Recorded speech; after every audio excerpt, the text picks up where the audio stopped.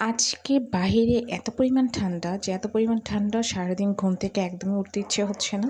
মোট কথা হচ্ছে বিছানা থেকেই উঠতে ইচ্ছে হচ্ছে না। এর মধ্যে হঠাৎ করে ডেলিভারি ম্যান এসে কল দিল যে আমার একটা পার্সেল আছে। তো সে পার্সেলটা এখন যেয়ে নিয়ে আসলাম।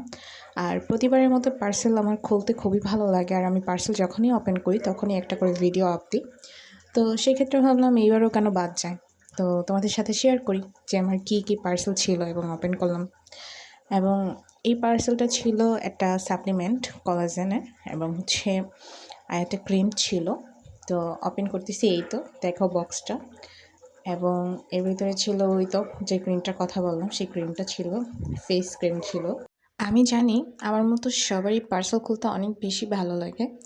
আর আমার মতো পার্সেল যার যার বেশি একটু খুলতে ভালো লাগে অবশ্যই কমেন্ট করবে। এবং ভিডিওটি যদি ভালো লেগে থাকে অবশ্যই লাইক, কমেন্ট, শেয়ার করতে একদমই ভুলবে না।